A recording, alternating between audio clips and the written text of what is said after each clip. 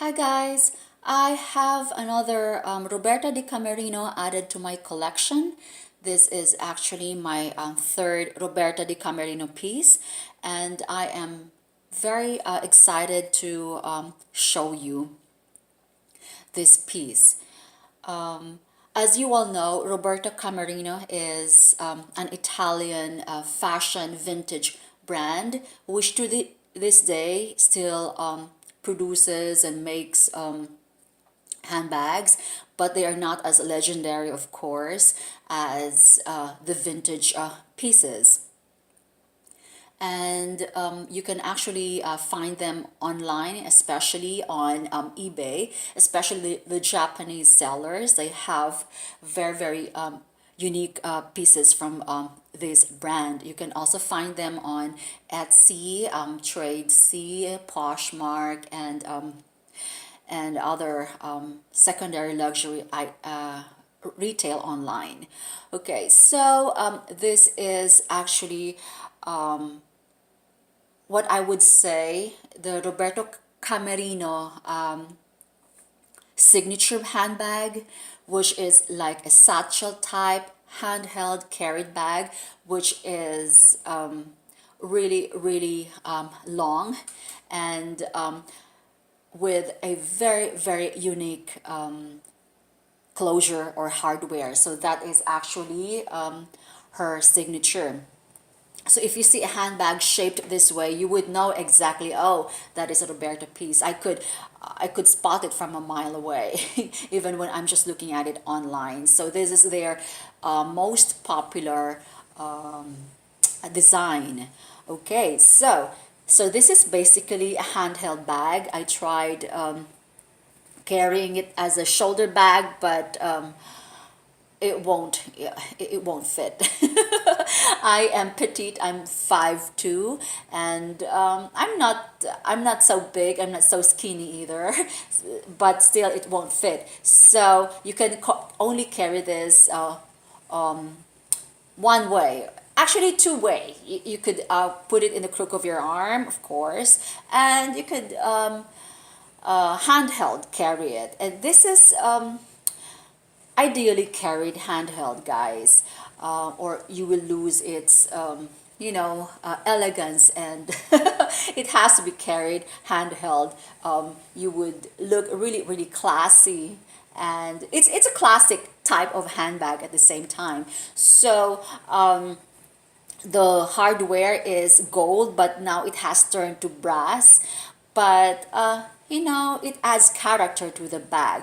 You wouldn't find, rarely can you find a vintage handbag. This was in the 1970s that has very shiny hardware.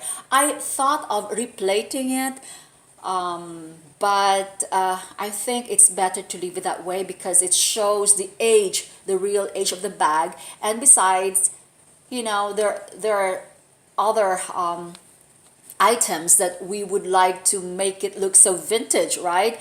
So they would distress it and do something to it. But I'll just leave it as is because it's beautiful and gorgeous as is. Okay, so this is basically a leather handbag, but I just love the leather, guys. It looks like an epi leather, but not quite. Because an epi leather has a more pronounced and I would say epi leather would be deeper. The lines, the vertical lines would be deeply embossed. But this one is just, it's like surface lines only, but you can still see the lines. So it has a very this is a very well structured handbag, guys. It's like it will never lose its shape. You stuff it or not, it will maintain its shape. So that's one good thing about this handbag. It's very well structured, so you don't have to worry about filling it up in order to preserve its shape. Okay, so one very striking feature that drew me to this handbag was it has black and white features. No, not black and white, red and blue enameling, guys. It's red and blue enameling.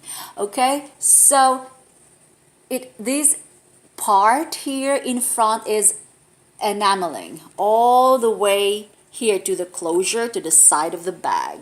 So the side of the bag just looks like that. It is shaped like it has a funny shape. But I love this. I love the creasing here and the pleating here. So these are all enameling. So it's blue and red enameling. Okay, so that's the other side of the bag. And yeah, and the back actually is just very plain, very plain. I like this leather. Epi leather actually is one of my favorite leathers of Louis Vuitton, because you know it's really indestructible. It's tough. And that's the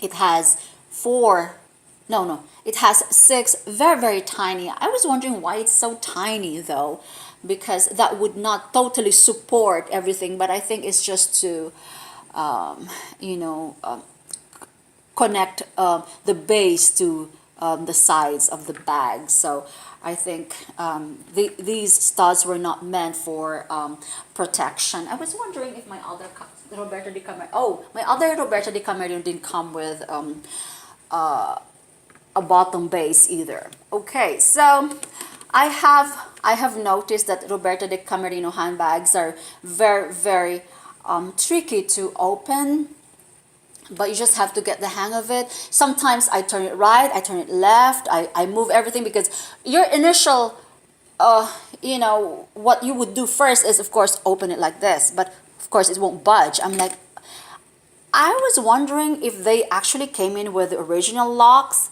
because all of my Roberta Camerino handbags, well, just two of them, they have this. It's like, I'm not sure if that is a lock for a key or just a plain feature. Okay, so you would normally just push this, right, or pull this, and nothing is happening. So I tried to push this lock back. It won't budge either. And actually you have to push it to the right. Oh jeez. This is embarrassing, guys. Now I'm trying to push it to the right, to the left. Okay, hang on, guys. What is wrong? So this is okay. All right, what happened? Okay, I'm gonna figure it out, guys. I think I didn't close it properly. Okay, so you normally would just push it to the left and pull this ring here. So let me see. Oh, there you go. I got it. Okay. That's really funny, guys. So, so this is the interior of the bag. It is leather, smooth lined leather, although it has some fading already, but I can cover the fading here with a, I'm not sure, is this black or blue in the interior? So it has one pocket here and one pocket on the other side and one zipped compartment. And the thingy says, the zipper thing has something in here. It says ride. No, it's SLID, slid. Huh. I don't know if that's their trademark. Okay, so it's actually a very substantial pocket here, and I just love it. I love it. What is this? Oh, it's just plastic. Okay, so bags in the 1970s, yeah, it's a pretty neat handbag.